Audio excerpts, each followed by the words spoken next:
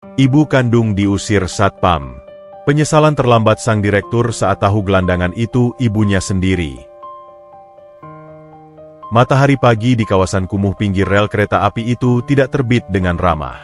Ia muncul seperti silet yang menyayat tipis kegelapan, membawa serta hawa panas yang langsung bercampur dengan aroma busuk sampah basah, oli bekas, dan keringat ribuan manusia yang kalah oleh nasib. Di sini, di antara tumpukan seng berkarat dan kardus-kardus yang melunak karena embun, Budi memulai harinya. Pemuda 24 tahun itu menggeliat pelan di atas kasur tipis yang sudah kehilangan busanya. Tulang punggungnya berbunyi krek. Sebuah protes jujur dari tubuh yang dipaksa bekerja melampaui batas kewajaran manusia setiap harinya. Budi tidak langsung bangun. Ia menahan napas sejenak, mendengarkan suara di sebelahnya. Hahaha, hahaha. Suara napas itu terdengar berat, sesekali diselingi batuk kering yang menyakitkan. Itu suara Embok Iem. Budi menoleh. Di sampingnya, tergulung dalam selimut kain perca yang warnanya sudah memudar menjadi abu-abu kusam, berbaring sesosok wanita tua yang kurus kering. Rambutnya yang memutih dan gimbal acak-acakan menutupi sebagian wajah keriputnya. Kulitnya gelap terbakar matahari, penuh dengan daki yang sudah mendarah daging, seolah debu jalanan adalah bedak abadinya.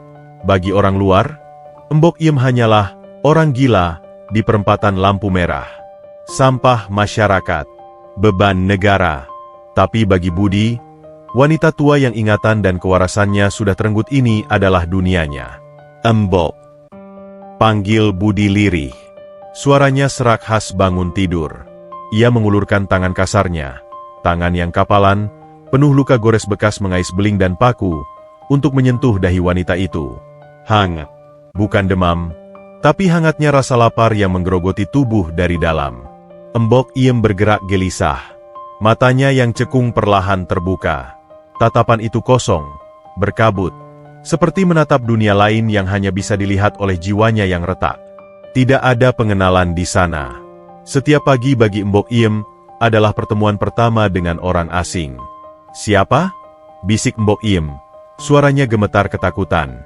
Ia menarik selimutnya sampai ke dagu, meringkuk seperti anak kecil yang melihat hantu.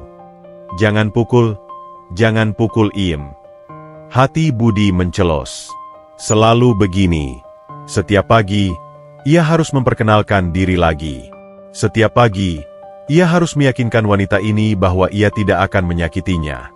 5 tahun lalu, Budi menemukannya di dalam bak sampah besar pasar induk, dikerubuti lalat, dengan luka di kepala dan jiwa yang hancur.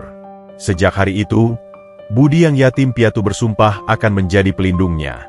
Ini Budi, Embok, ucap pemuda itu lembut. Ia tersenyum. Senyum tulus yang memancarkan ketenangan di tengah kekacauan gubuk mereka. Anaknya Embok. Yang jagain Embok. Nggak ada yang pukul Embok di sini. Budi bangkit, mengambil gelas plastik bekas air mineral yang sudah ia cuci bersih. Ia menuangkan air dari teko plastik. Minum dulu, ya, biar nggak serak. Embok Iem menatap Budi lama. Entah apa yang terjadi di dalam otaknya yang kusut. Tapi perlahan rasa takut di matanya surut, berganti dengan ketergantungan polos. Ia bangun perlahan, tulang-tulangnya menonjol tajam di balik daster lusuh yang sudah bolong di bagian ketiak. Dengan tangan gemetar, ia menerima gelas itu dan meneguknya rakus. Air menetes dari sudut bibirnya yang kering, membasahi dagu. Budi menyekanya dengan ujung kaosnya sendiri tanpa rasa jijik sedikitpun. Nah, pinter, puji Budi. Seperti memuji balita. Ia kemudian beralih ke sudut ruangan, membuka sebuah tudung saji yang terbuat dari keranjang plastik pecah. Di bawahnya, di atas piring seng penyok, tersisa setengah bungkus nasi kucing dari semalam. Nasi itu sudah dingin, keras, dan kering di pinggirannya. Lauknya hanya sepotong kepala ikan asin yang dagingnya nyaris tidak ada dan sesendok sambal yang sudah mulai berair. Perut Budi berbunyi nyaring. Kruuk. Rasa lapar itu menusuk lambungnya. Perih seperti ditusuk jarum. Ia belum makan sejak kemarin siang. Jatah makannya ia berikan pada Embok Iem sore harinya. Budi menatap nasi itu. Nasi itu tidak cukup untuk 1 orang, apalagi 2. Setan di kepalanya berbisik. Makan saja, Bud. Kamu butuh tenaga buat narik gerobak. Si Embok kan cuma duduk. Tapi kemudian Budi melihat Mbok Iem yang sedang memeluk lututnya, menatap kosong ke dinding kardus. Bayangan wajah ringkih itu membunuh rasa egois Budi seketika. Rezeki nggak akan ketuker, gumam Budi pada dirinya sendiri, sebuah mantra penguat hati yang ia pegang teguh. Ia mengambil piring itu. Dengan telaten, ia memisahkan bagian nasi yang masih agak lunak di tengah, menyisihkan bagian pinggir yang keras dan kuning. Ia mengambil daging ikan asin yang sedikit itu, membuang duri-durinya dengan hati-hati agar tidak melukai tenggorokan Mbok Iem. "Makan yuk, Mbok. Ada ikan enak nih," bujuk Budi. Ia menyuapkan nasi itu ke mulut Mbok Iem. Wanita tua itu membuka mulutnya otomatis. Ia mengunyah pelan. "Enak?" tanya Budi penuh harap. Mbok Iem mengangguk samar. Matanya berkaca-kaca. "Enak, kayak masakan ibu." Budi tersenyum getir. Ia tidak tahu siapa ibu Mbok Iem, atau siapa Mbok Iem sebenarnya sebelum menjadi gelandangan. Yang ia tahu, wanita ini pasti pernah punya kehidupan yang layak. Cara makannya, meski lahap, tetap rapi. Cara duduknya tegak. Ada sisa-sisa keanggunan yang tidak bisa dihapus oleh kemiskinan dan kegilaan. Budi terus menyuapi sampai suapan terakhir. Ia sendiri hanya memakan sisa nasi kering di pinggiran piring, dan menjilati sisa sambal di jari-jarinya. Rasanya asin, pedas, dan menyedihkan. Tapi setidaknya, rasa lapar itu sedikit teralihkan. "Hari ini kita jalan jauh ya, Mbok," ucap Budi sambil merapikan rambut gimbal Mbok Iem, mengikatnya dengan karet gelang merah yang ia temukan di jalan. "Kita ke kota," katanya. Di daerah gedung tinggi banyak kardus bagus. Siapa tahu ada botol plastik mahal. Mbok Iem menatap Budi dengan tatapan aneh. Tiba-tiba tangannya mencengkeram lengan Budi kuat-kuat. Kukunya yang panjang dan hitam menancap di kulit Budi. "Jangan ke sana," bisik Mbok Iem. Matanya membelalak ngeri. "Ada serigala. Serigala pakai baju manusia." Budi mengusap punggung tangan keriput itu. Ia mengira itu hanya racauan orang gila biasa. "Nggak ada serigala, Mbok. Adanya Budi. Budi kan jagoan. Budi bakal jagain Mbok dari serigala, dari macan, dari monster sekalipun." Budi berdiri, mengenakan topi capingnya yang sudah sobek. Ia mengangkat tubuh ringan Mbok Iem, mendudukannya di atas gerobak kayu butut yang menjadi kendaraan tempur mereka. Di dalam gerobak itu, Budi sudah menata kardus-kardus bekas menjadi alas duduk yang empuk. "Pegangannya, Nyonya besar," canda Budi sambil mengangkat gagang gerobak. Roda gerobak berdecit nyaring. "Ngik, ngik." Budi mulai melangkah, menyeret beban hidupnya keluar dari lorong kumuh itu. Otot-otot betisnya menegang, urat-urat di lengannya menonjol di bawah kulit yang coklat terbakar matahari. Ia berjalan menuju hutan beton, menuju gedung-gedung pencakar langit yang menjulang sombong di kejauhan. Tanpa ia sadari, ramalan Mbok Iem benar. Di sana, di menara kaca itu, serigala berbulu manusia sedang menunggu. Dan hari ini, takdir akan memaksa mereka bertemu untuk menagih hutang masa lalu yang berdarah. Perjalanan dari bantaran rel menuju pusat kawasan bisnis bukanlah sekadar perpindahan tempat. Itu adalah perjalanan melintasi dua dimensi waktu yang berbeda. Di belakang mereka, waktu seolah berhenti di zaman batu, tempat manusia masih bertahan hidup dengan mengais sisa. Namun di depan sana, di balik kabut asap knalpot yang pekat, waktu berlari kencang mengejar masa depan yang berkilauan. Budi terus melangkah. Kakinya yang beralas sandal jepit tipis, tumitnya sudah nyaris menyentuh aspal, terasa panas membara. Matahari Jakarta pukul 12 siang tidak memiliki belas kasihan. Cahayanya bukan lagi memberi kehidupan, melainkan menghukum setiap makhluk yang tidak berlindung di balik kaca film mobil mewah atau dinding beton ber-AC. Ngiik, ngerook, ngiik. Bunyi roda gerobak yang sumbang menjadi satu-satunya musik pengiring perjalanan mereka. As roda yang kering bergesekan dengan laher yang karatan, menjerit setiap kali menghantam lubang jalan. Bagi pengendara motor yang lewat sambil menutup hidung, suara itu adalah polusi. Tapi bagi Budi, itu adalah detak jantung kehidupannya. Selama roda itu berputar, berarti ia dan Mbok Iem masih hidup. "Panas ya, Mbok?" tanya Budi sambil menyeka keringat yang membanjiri pelipisnya dengan lengan kaos. Keringat itu asin, Perih saat menetes masuk ke matanya. Di atas gerobak, di bawah naungan payung promosi partai yang sudah patah rangkanya, Mbok Iem mengangguk lemah. Ia tidak lagi meracau ketakutan. Panas yang menyengat sepertinya menyedot habis tenaganya untuk berhalusinasi. Wanita tua itu hanya diam, memeluk lutut, matanya menatap nanar pada gedung-gedung tinggi yang mulai terlihat makin dekat. Gedung-gedung itu menjulang angkuh. Dinding kacanya memantulkan cahaya matahari dengan silau yang menyakitkan. Di sana, di dalam kota-kota kaca raksasa itu, triliunan rupiah berputar setiap detik. Sementara di bawah sini, Budi harus berjuang mati-matian hanya untuk mendapatkan uang 5.000 perak dari sekilo botol plastik. Mereka memasuki Jalan Jenderal Sudirman. Kontras itu kini menampar wajah Budi dengan telak. Di jalur cepat, mobil-mobil sedan hitam mengkilap dan SUV seharga rumah meluncur mulus tanpa suara. Budi bisa melihat bayangan samar orang-orang di dalamnya. Pria berdasi yang sibuk menelepon, wanita dengan kacamata hitam lebar yang tertawa renyah. Mereka hidup di dalam gelembung udara sejuk bersuhu 18 derajat, terpisah sepenuhnya dari debu dan bau aspal yang dihirup Budi. Budi berjalan di pinggir selokan, di jalur paling kotor di mana sampah jalanan menumpuk. Sesekali, sebuah mobil mewah melintas genangan air sisa hujan semalam. Ciprat, air keruh berwarna coklat muncrat, mengenai celana Budi yang sudah kumal. Mobil itu tidak berhenti, tidak melambat. Bahkan mungkin pengemudinya tidak sadar ada manusia yang baru saja ia kotori. Budi hanya menghela napas panjang, menepuk-nepuk celananya yang basah. Marah pun percuma. Orang miskin tidak punya hak suara di jalan raya ini. Sabar, sabar. Gumamnya, lebih kepada dirinya sendiri daripada kepada Mbok Iem. Tujuan mereka sudah dekat. Menara Grand Corp. Gedung itu adalah rajanya pencakar langit di kawasan ini. Tingginya 50 lantai, dilapisi kaca biru safir yang dominan. Arsitekturnya futuristik, tajam, dan dingin. Di puncaknya, logo huruf G, raksasa berwarna emas berputar perlahan, seolah mengawasi seluruh kota seperti mata Tuhan yang materialistis. Budi tahu ia seharusnya tidak berada di sini. Pemulung seperti dia biasanya hanya berani beroperasi di jalan belakang, di dekat tempat pembuangan sampah gedung. Tapi hari ini berbeda.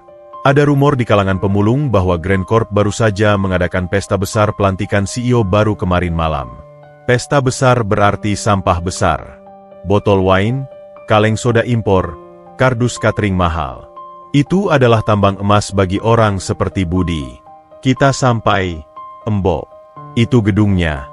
Tunjuk Budi dengan napas tersengal. Namun, reaksi Mbok Iem di luar dugaan. Wanita tua yang tadinya lemas itu tiba-tiba menegakkan punggungnya. Matanya yang keruh melebar, pupilnya mengecil. Ia menatap menara Grand Corp bukan dengan kagum, tapi dengan teror yang murni. Tubuhnya mulai gemetar hebat, lebih parah dari saat ia kedinginan di pagi hari. Dingin. Desis Mbok Iem, suaranya terdengar seperti orang tercekik. 4 dingin, besi, suntikan. Budi menghentikan gerobaknya sebentar. Ia menoleh cemas. Mbok, kenapa? Gak dingin kok. Ini panas banget. Jangan masuk. Mbok Iem mencengkeram kardus alas duduknya hingga robek. Kukunya memutih. Dia di sana. Setan kecil, dia di sana. Siapa? Mbok? Siapa setan kecil? Tanya Budi bingung. Ia mengusap bahu Mbok Iem, mencoba menenangkan. Nggak ada setan. Ini kantor orang kaya. Banyak satpamnya. Mbok Iem menggeleng kuat-kuat. Mulutnya komat kamit merapalkan kata-kata yang tidak jelas, campuran antara doa dan makian. Anak ular, memakan induknya, darah di lantai marmer. Bulu kuduk Budi meremang mendengar kata-kata itu. Meskipun matahari terik, ia merasakan semilir angin dingin yang aneh.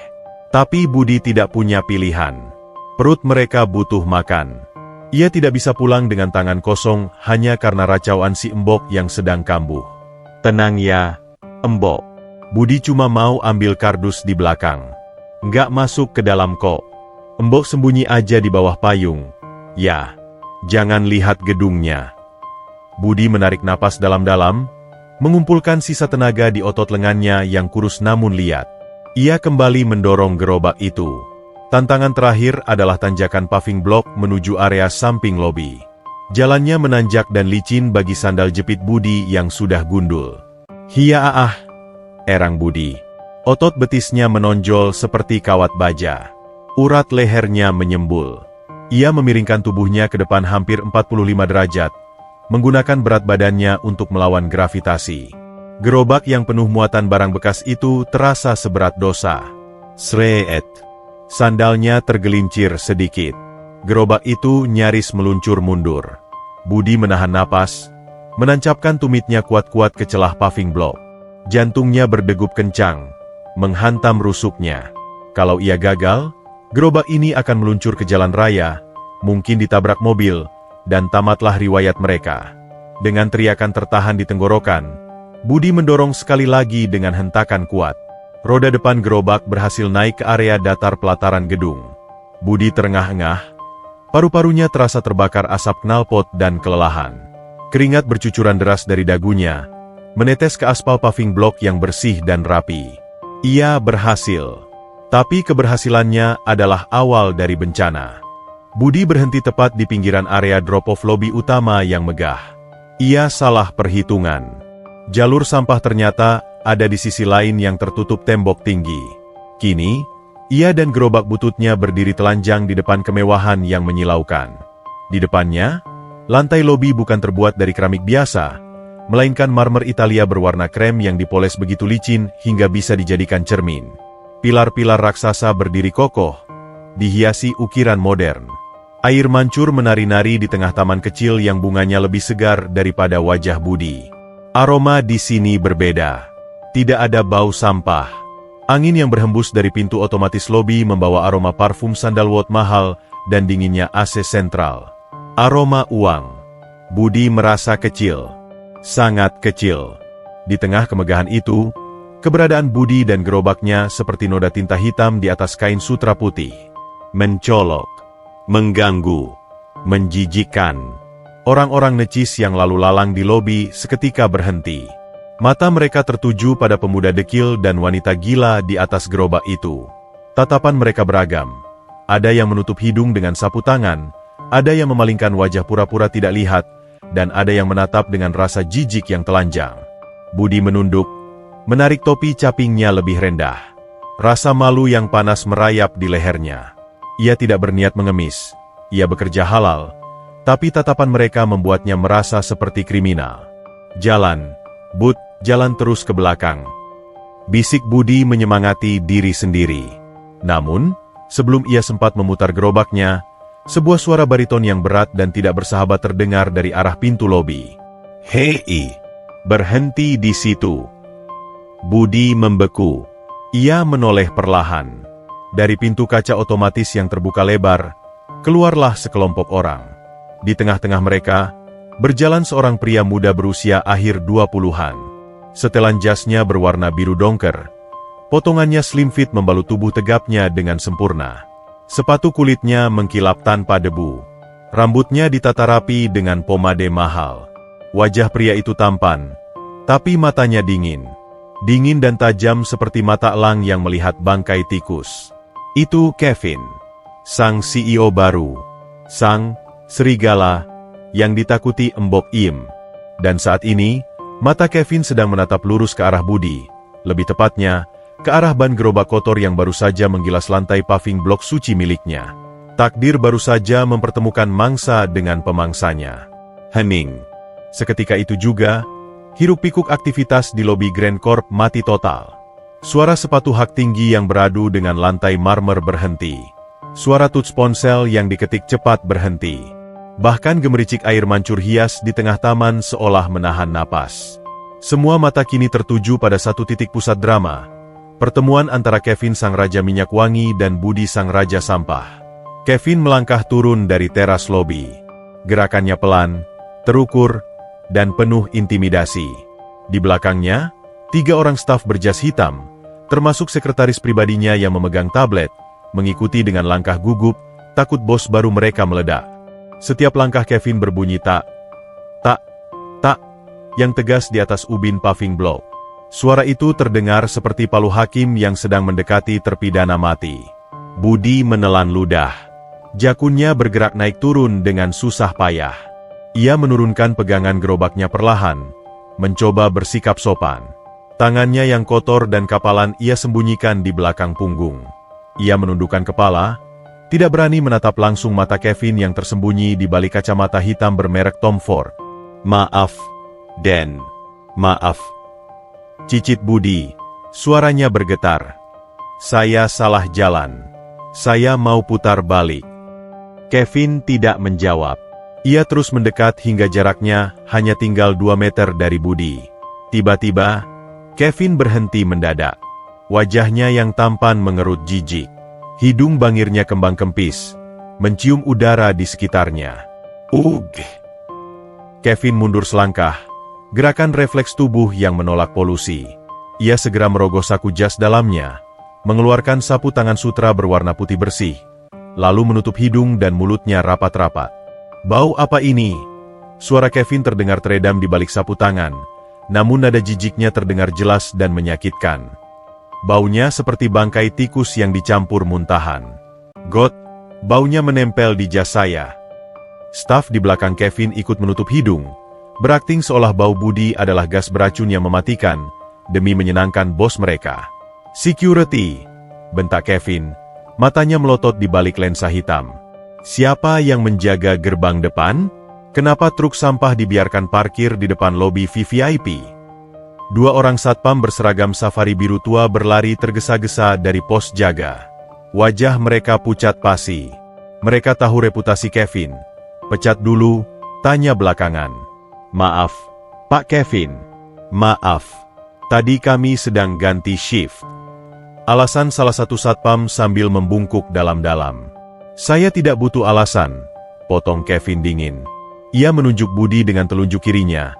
Jari yang dilingkari cincin emas putih bertahta berlian. "Saya butuh tempat ini steril. Mata saya sakit melihat gembel ini. Singkirkan." Budi merasa darahnya berdesir panas naik ke wajah. Kata "gembel" itu diucapkan dengan nada yang begitu ringan, seolah Budi adalah serangga yang tidak punya perasaan. Namun, Budi ingat posisinya. Ia ingat Mbok Iem yang masih gemetar di atas gerobak. Melawan berarti masalah. Masalah berarti polisi. Dan polisi berarti perpisahan dengan Mbok Iem. Budi memilih menelan harga dirinya bulat-bulat. "Ampun, Den. Jangan marahi Bapak Satpam." Budi memberanikan diri bicara, suaranya parau namun tulus. "Saya yang salah. Saya cuma mau cari kardus bekas pesta semalam. Katanya boleh diambil." "Boleh diambil?" Kevin tertawa. Tawa yang kering, tanpa humor. Tawa yang meremehkan. Ia menurunkan sapu tangannya sedikit, menatap Budi dari ujung topi caping yang sobek, hingga ke ujung kuku kaki Budi yang hitam karena tanah. Tatapan itu adalah tatapan scan yang menilai harga manusia berdasarkan apa yang melekat di tubuhnya. Dan penilaian Kevin terhadap Budi adalah 0. Tidak berharga. "Dengar ya, Mas, siapa namamu?"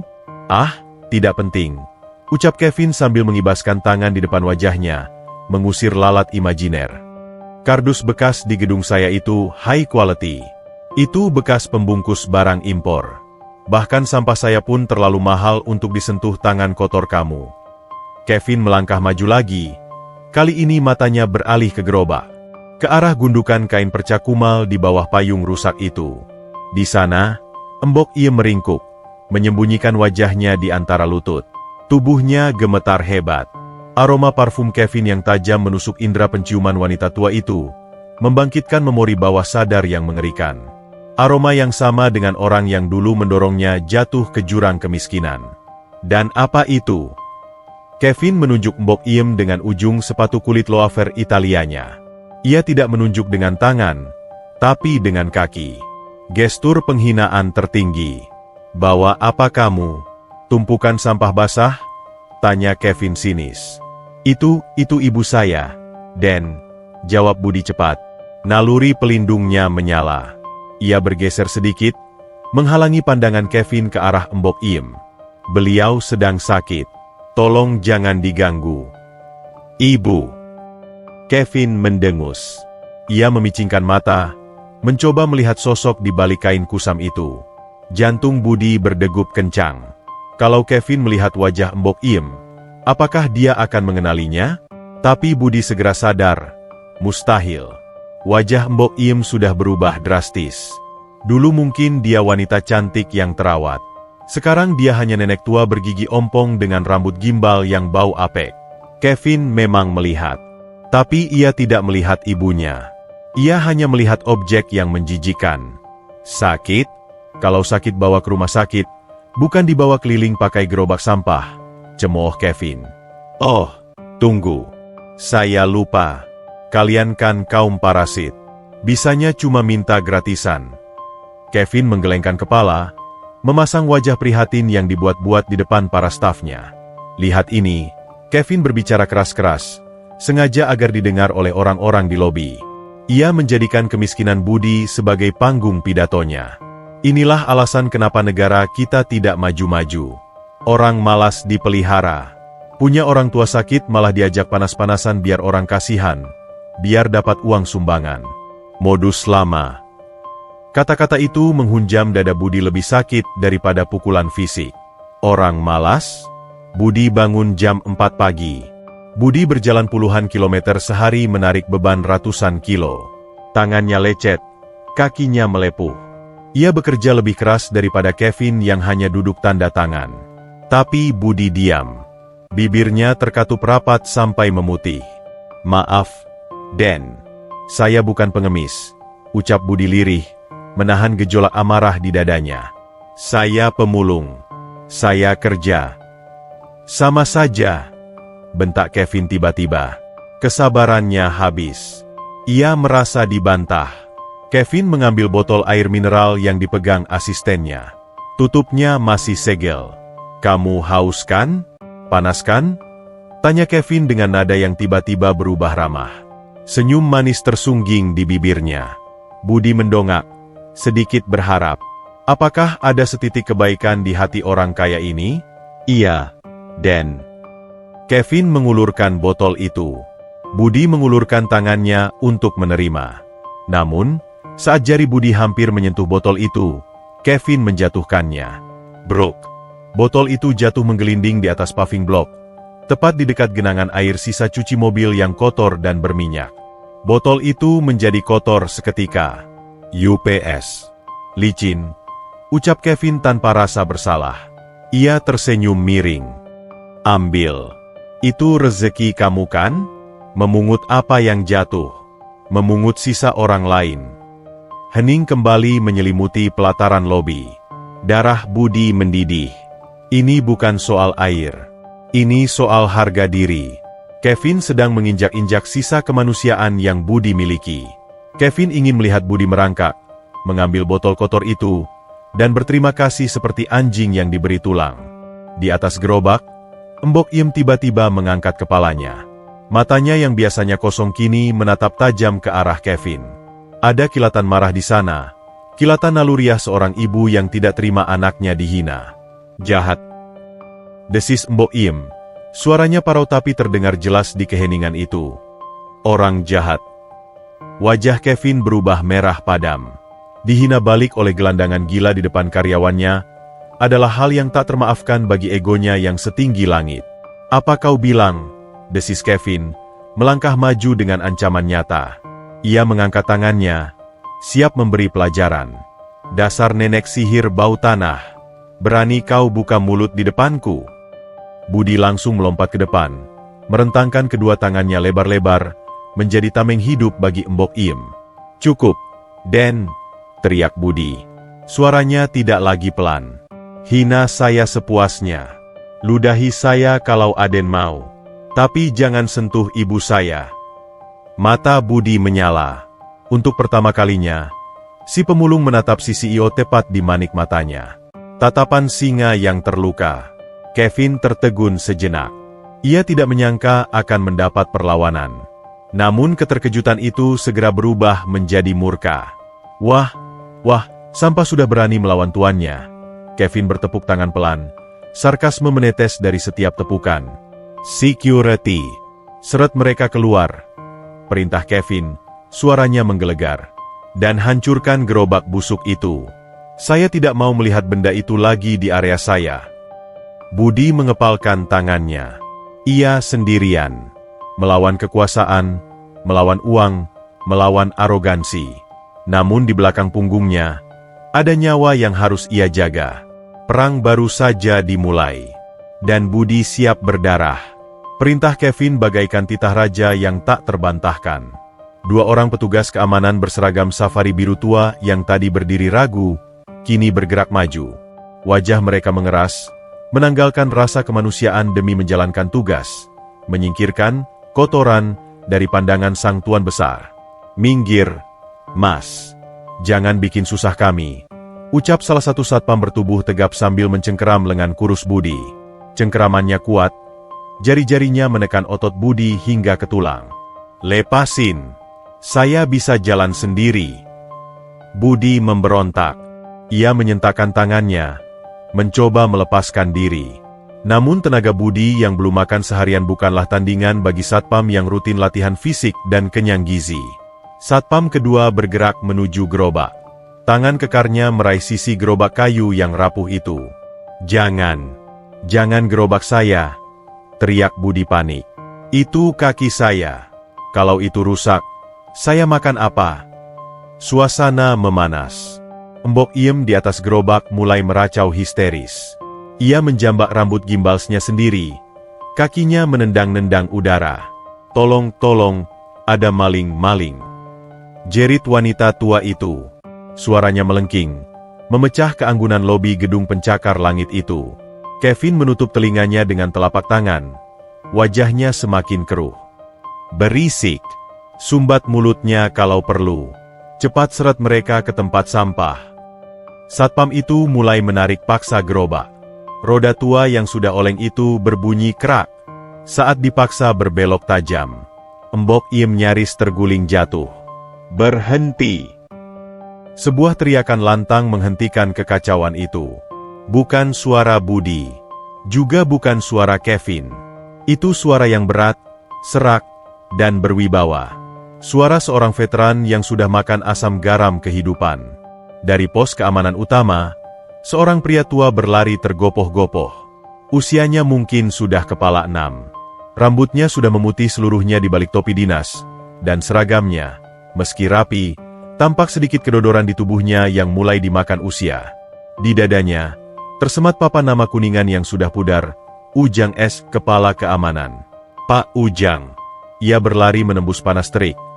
Napasnya memburu ngik-ngik karena asma tuanya kambuh.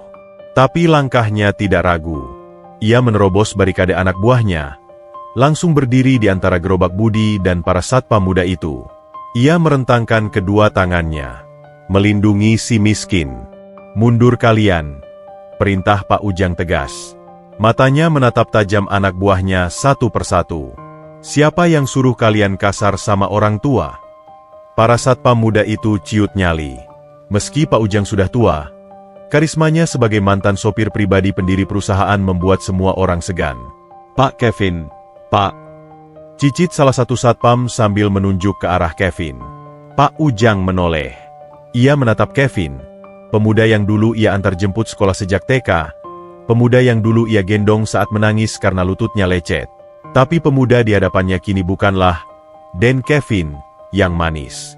Ini adalah monster berdasi. Kevin melipat tangan di dada, dagunya terangkat angkuh. "Pak Ujang, bagus. Pahlawan kesiangan datang. Kenapa? Bapak mau membela sampah ini?" Pak Ujang menarik napas panjang, mencoba menenangkan jantungnya yang berdegup kencang. Ia berbalik sebentar, menatap Mbok Iem yang masih meringkuk ketakutan di atas gerobak. Mata tua Pak Ujang menyipit. Ada sesuatu yang familiar pada wanita gila itu. Bukan pada rambut gimbals atau baju compang-campingnya, tapi pada gestur tubuhnya. Cara wanita itu memeluk lutut dengan jari kelingking yang sedikit terangkat. Cara ia memiringkan kepala saat ketakutan. Dan suara itu teriakan, "Maling." Tadi, nadanya mengingatkan Ujang pada seseorang. Seseorang yang sangat ia hormati. Seseorang yang hilang 5 tahun lalu setelah kecelakaan mobil misterius yang direkayasa. "Nyonya besar?" Batin Ujang bergetar. Ah, tidak mungkin. Nyonya sudah meninggal, kata polisi. Mayatnya hanyut di sungai. Pak Ujang menggelengkan kepala, menepis pikiran gilanya. Ia kembali fokus pada Kevin. Den Kevin, suara Pak Ujang melunak, menggunakan panggilan masa kecil untuk menyentuh hati bosnya. Mereka cuma pemulung, Den. Mereka cuma cari sesuap nasi. Nggak perlu pakai kekerasan. Biar Ujang yang antar mereka keluar lewat jalan belakang. Kasihan, Den. Itu ibunya sudah tua. Kasihan. Kevin tertawa sinis. Ia berjalan mendekat, menepuk-nepuk bahu Pak Ujang dengan gaya merendahkan. Pak Ujang, Bapak ini kepala keamanan Grand Corp, atau ketua dinas sosial? Kita digaji untuk menjaga citra perusahaan, bukan untuk mengelap ingus pengemis. Tapi Den, Nyonya Kartini dulu selalu mengajarkan kita untuk... Jangan sebut nama itu, bentak Kevin tiba-tiba. Wajahnya berubah bengis. Menyebut nama ibu tirinya, pemilik asli perusahaan ini, adalah pantangan terbesar bagi Kevin. Itu mengingatkannya bahwa ia hanyalah penumpang di tahta ini. Dia sudah mati, dan aturan main di sini sekarang aturan saya. Kevin menunjuk dadanya sendiri dengan jempol. Budi yang melihat Pak Ujang dimarahi merasa tidak enak hati.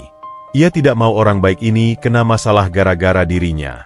Pak, sudah Pak, bisik Budi, memegang lengan Pak Ujang. Biar saya pergi aja. Saya nggak mau Bapak dimarahin. Pak Ujang menoleh ke Budi. Ia melihat mata pemuda itu. Mata yang jernih, jujur, dan tegar. Dek. Jantung Pak Ujang berhenti berdetak sesaat. Mata itu, bentuk alis itu, dan tahi lalat kecil di bawah telinga kiri Budi yang terlihat jelas saat pemuda itu menunduk.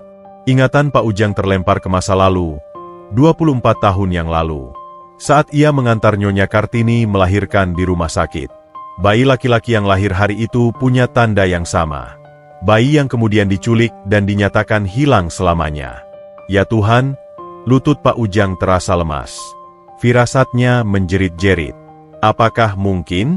Apakah takdir sedang memainkan lelucon terbesarnya hari ini? Den Kevin.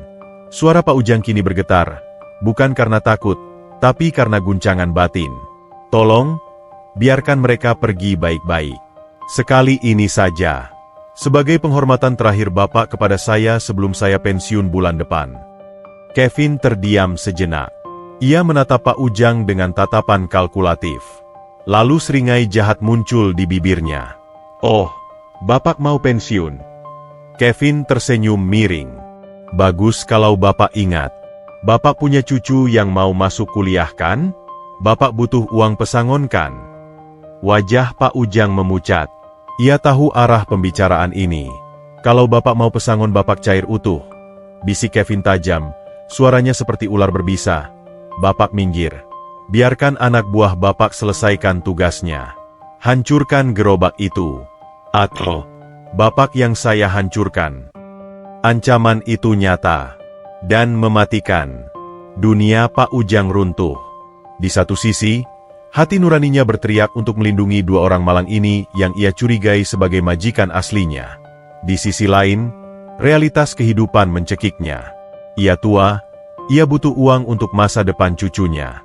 Melawan Kevin sekarang berarti bunuh diri finansial. Mata tua Pak Ujang berkaca-kaca. Ia menatap Budi dengan pandangan penuh penyesalan. Maafkan Bapak, Nak. Bapak pengecut. Perlahan, sangat perlahan, Pak Ujang menurunkan tangannya yang tadi merentang melindungi Budi. Bahunya merosot turun. Ia mundur selangkah, memberi jalan bagi para satpam muda itu. Laksanakan perintah Tuan Kevin, ucap Pak Ujang lirih, nyaris tak terdengar. Suaranya pecah, syarat dengan kekalahan. Kevin tertawa puas. Kemenangan mutlak. Ia berhasil mematahkan satu-satunya tulang punggung moral yang tersisa di perusahaan itu. Nah, begitu dong. Kevin menepuk pipi Pak Ujang pelan. Kurang ajar sekali. Jadilah anjing penurut yang baik. Budi tertegun. Ia tidak marah pada Pak Ujang. Ia melihat air mata di sudut mata pria tua itu. Ia paham bahasa tubuh orang yang kalah oleh keadaan. Ia sering merasakannya. "Nggak apa-apa, Pak," bisik Budi pada Pak Ujang saat Satpam kembali mencengkeramnya. "Bapak orang baik. Terima kasih sudah mencoba." Kalimat tulus dari mulut orang yang akan disiksa itu justru menjadi tamparan terkeras bagi Pak Ujang. Rasa bersalah menghunjam dadanya lebih sakit daripada peluru. "Seret!" teriak Kevin memberi komando final. Pesta dimulai. Satpam kembali menarik Budi dan gerobaknya. Kali ini lebih kasar. Budi terhuyung. Embok Iem menjerit lagi. Tapi Budi tidak melawan dengan otot. Ia punya cara lain untuk melawan. Cara yang akan membuat Kevin terlihat semakin kerdil. Budi merogoh saku celananya yang bolong. Ia mengeluarkan bungkusan plastik hitam kecil. Nasi sisa. Di tengah ancaman kekerasan itu, Budi melakukan hal yang tak terduga. Ia mengabaikan Satpam yang menarik lengannya. Ia mengabaikan Kevin yang menatapnya jijik. Ia berbalik menghadap ibunya di atas gerobak. "Embok, jangan takut," ucap Budi lembut, di tengah badai itu. "Budi di sini. Kita makan dulu ya, biar Embok kuat." Ia membuka bungkusan nasi itu. Nasi kucing sisa kemarin sore yang sudah ia simpan di saku celananya, agar tetap hangat oleh suhu tubuhnya. Adegan itu begitu surrealis. Di depan lobi gedung triliunan rupiah, dikelilingi Satpam yang siap memukul, seorang pemuda miskin justru memilih untuk menyuapi ibunya. Kevin melongo. Ia merasa diabaikan. Ia merasa tidak dianggap. Dan bagi narsistik seperti Kevin, diabaikan adalah penghinaan yang jauh lebih buruk daripada dilawan. Wajah Kevin memerah padam. Urat di pelipisnya menonjol. "Berani-beraninya kau," desis Kevin. Ketenangan Budi adalah bensin yang menyiram api kemarahan Kevin. Sebentar lagi, nasi itu tidak akan mendarat di mulut Mbok Iem, melainkan di aspal panas yang akan menjadi saksi bisu kekejaman tak termaafkan. Di tengah kepungan seragam safari dan ancaman kekerasan yang menggantung di udara, waktu seolah melambat bagi Budi. Teriakan Kevin yang memerintahkan penghancuran gerobak terdengar samar, tenggelam oleh suara perut Mbok Iem yang berbunyi kruk panjang dan menyedihkan. Bagi Budi, suara lapar ibunya adalah satu-satunya alarm darurat yang wajib ia dengar. Budi melakukan hal yang membuat semua orang terperangah. Ia tidak berlutut memohon ampun pada Kevin. Ia juga tidak memasang kuda-kuda untuk berkelahi. Sebaliknya, ia perlahan menurunkan tubuhnya, duduk bersila di atas paving blok panas tepat di samping roda gerobaknya. Ia mengabaikan tangan Satpam yang masih mencengkeram kerah bajunya, seolah cengkeraman itu tidak lebih dari gangguan lalat. "Mas Satpam, tolong lepas sebentar," ucap Budi pelan. Nadanya begitu tenang hingga membuat Satpam itu bingung dan secara refleks melepaskan tangannya. "Ibu saya gemetar. Gula darahnya turun. Kasihan kalau pingsan." Tanpa menunggu izin, Budi merogoh saku celana kargo kumalnya yang sudah robek di lutut. Ia mengeluarkan harta karun terakhirnya, sebuah bungkusan kertas minyak yang sudah lecek dan berminyak. Itu adalah nasi sisa hajatan tetangga bedeng sebelah yang ia simpan sejak subuh. Nasi itu sudah tidak putih lagi. Warnanya agak kekuningan karena terlalu lama terpapar udara. Lauknya hanya sepotong tempe goreng yang sudah lembek dan separuh telur dadar tipis yang diiris memanjang. Bagi Kevin dan para stafnya yang terbiasa makan siang bento Jepang seharga ratusan ribu, bungkusan itu tampak seperti sampah. Tapi bagi Budi, itu adalah penyambung nyawa. "Embok," panggil Budi lembut. Ia mendongak ke atas gerobak. Mbok Iem masih menutup wajahnya, meracau tentang serigala. Budi menyentuh lutut wanita tua itu. Sudah. Serigalanya nggak bakal gigit kalau kita makan," bujuk Budi sambil tersenyum. Senyum itu tulus. Tidak ada jejak ketakutan di sana. "Lihat nih, Budi punya telur. Kesukaan Embok, kan?" Mendengar kata telur, Mbok Iem mengintip dari balik jari-jarinya yang kotor. Matanya yang liar perlahan fokus pada bungkusan di tangan Budi. Aroma nasi yang sudah agak basi itu justru tercium nikmat di hidungnya yang kelaparan. "Telur?" bisik Mbok Iem. Suaranya seperti anak kecil. "Iya. Ayo, buka mulutnya." Budi menyendok nasi dan irisan telur itu dengan tangannya. Tangan yang penuh noda oli dan tanah itu menyuap nasi dengan penuh kehati-hatian. Di lobi mewah itu, di depan puluhan pasang mata yang menonton, terjadilah pemandangan yang kontrasnya menyayat hati. Seorang pemuda gembel menyuapi ibunya yang gila dengan penuh kasih sayang, sementara di sekelilingnya berdiri tembok kekuasaan yang siap meruntuhkan mereka. Budi meniup nasi dingin itu, sebuah kebiasaan refleks, seolah nasinya masih panas, lalu memasukkannya ke mulut Mbok Iem yang ompong. Mbok Iem mengunyah dengan lahap. Butiran nasi berjatuhan ke dagunya. Budi menangkap butiran nasi yang jatuh itu dengan tangannya, lalu ia memakannya sendiri. Tidak ada satu butir pun yang boleh terbuang. Enak, Mbok? Tanya Budi. Mbok Iem mengangguk, lalu tersenyum lebar menampilkan gusinya.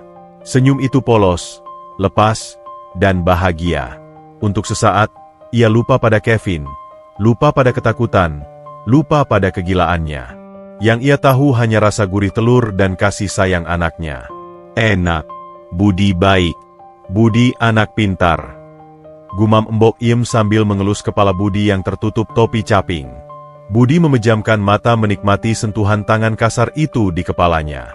Baginya, elusan tangan ibu angkatnya lebih berharga daripada mahkota emas. Inilah momen kedamaian kecil di tengah badai. Sebuah bonding batin yang membuktikan bahwa kebahagiaan tidak butuh syarat kemewahan. Namun, pemandangan syahdu itu justru menjadi penghinaan terbesar bagi Kevin. Kevin berdiri kaku. Wajahnya merah pada menahan amarah yang meledak di ubun-ubun. Napasnya memburu. Tangannya mengepal hingga buku-bukunya memutih. Ia merasa diabaikan. Ia merasa tidak dianggap.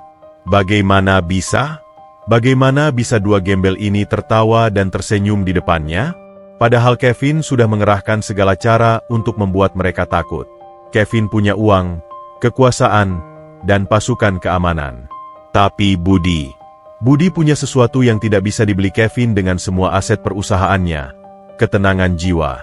Keintiman Budi dan ibunya menampar ego Kevin yang rapuh. Kevin teringat masa kecilnya yang sepi. Diasuh oleh babysitter karena ayahnya sibuk dan ibu tirinya, yang kini hilang ingatan di depannya, terlalu sibuk mengurus perusahaan. Kevin tidak pernah disuapi seperti itu. Kevin tidak pernah dipandang dengan tatapan cinta seperti itu. Rasa iri itu berubah menjadi kebencian yang membakar. Hentikan drama murahan ini, teriak Kevin tiba-tiba, suaranya pecah saking tingginya. Budi berhenti menyuap. Ia menoleh perlahan ke arah Kevin. Tatapannya datar. Sebentar ya, Den. Tinggal 3 suap lagi. Kasihan kalau makannya diputus, jawab Budi sopan, tapi ketegasannya membuat nyali orang di sekitarnya menciut. Au. Kevin menunjuk wajah Budi dengan telunjuk yang gemetar. Kau pikir ini kantin nenek moyangmu? Kau makan sampah di teras saya? Ini bukan sampah, Den. Ini rezeki, koreksi Budi tenang. Dan kami makan di aspal, bukan di teras. Kami tahu diri. Jawaban itu begitu cerdas dan menohok. Beberapa karyawan yang menonton dari balik kaca lobi mulai berbisik-bisik. Simpati mulai bergeser. Mereka melihat ketegaran Budi dan arogansi Kevin yang berlebihan. Kevin mendengar bisik-bisik itu. Ia merasa otoritasnya sedang ditelanjangi. Ia tidak bisa membiarkan gembel ini menang debat moral. Ia harus menghancurkan Budi, fisik dan mental. Kevin melangkah maju dengan langkah lebar. Ia tidak lagi peduli pada citra. Ia tidak lagi peduli pada jas mahalnya. Setan di kepalanya sudah mengambil alih kendali. Rezeki katamu. Kevin menyeringai kejam. Tanpa peringatan, kaki kanan Kevin yang terbalut sepatu kulit Italia seharga 10 juta rupiah itu melayang. Brak! Tendangan itu tidak mengarah ke Budi, tapi mengarah tepat ke tangan Budi yang sedang memegang bungkusan nasi. Bungkusan kertas minyak itu terlempar ke udara. Nasi, tempe, dan sisa telur berhamburan, melayang dalam gerak lambat yang tragis, lalu jatuh berserakan di atas paving blok yang kotor. Sebagian nasi jatuh ke selokan air hitam yang bau. Tangan Budi kosong melompong.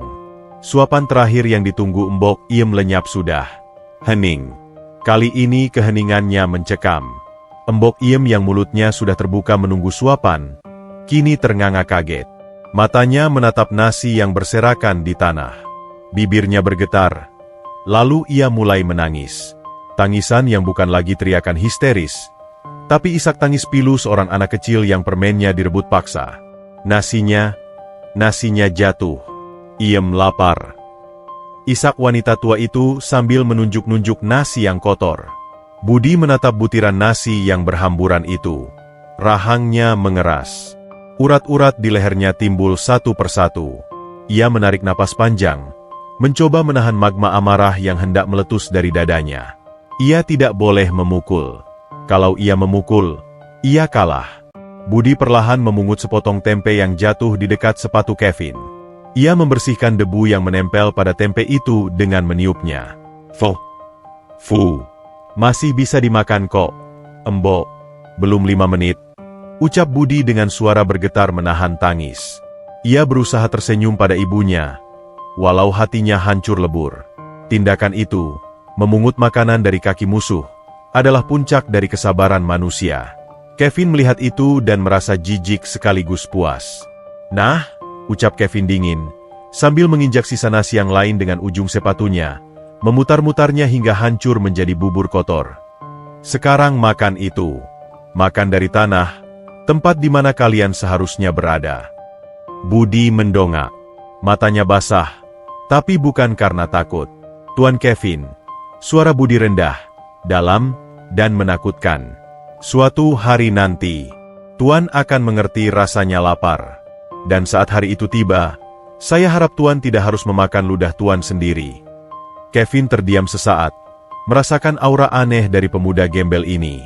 Namun egonya menolak mundur. Security, habisi mereka. Sekarang. Eskalasi dimulai. Kata-kata sudah habis. Kini giliran kekerasan yang bicara. Perintah, habisi mereka. Yang keluar dari mulut Kevin bukanlah sekadar metafora. Itu adalah lonceng dimulainya pembantaian harga diri di siang bolong. 2 satpam muda yang tadi ragu-ragu kini tidak punya pilihan. Bayangan pemecatan dan dapur yang tidak ngebul jauh lebih menakutkan daripada rasa bersalah. Dengan wajah mengeras, mereka maju serentak. Sepatu lars hitam mereka menghentak paving blok dengan irama ancaman. Maaf ya, Mas. Jangan melawan. Bisik salah satu satpam, nadanya dingin, saat tangannya bergerak cepat mencengkeram kerah kaos Budi yang sudah melar. Minggir, teriak Budi. Kali ini Budi tidak diam. Adrenalin seorang anak yang ibunya terancam bahaya meledak di dalam darahnya. Dengan gerakan tak terduga, Budi menyentakkan bahunya, memutar tubuh, dan melepaskan diri dari cengkeraman satpam itu. Budi mundur cepat, merapatkan punggungnya ke gerobak kayu. Ia merentangkan kedua tangannya lebar-lebar, memblokir akses siapapun yang ingin menyentuh Embok Iem. Matanya liar, waspada, seperti induk kucing yang terpojok oleh anjing pemburu. Siapapun yang berani nyentuh ibu saya nggak peduli kalian seragam atau bukan saya lawan, ancam Budi. Suaranya bergetar, bukan karena takut, tapi karena keberanian yang nekat. Kevin yang berdiri di balik punggung para satpam tertawa mencemooh. Wah, lihat itu.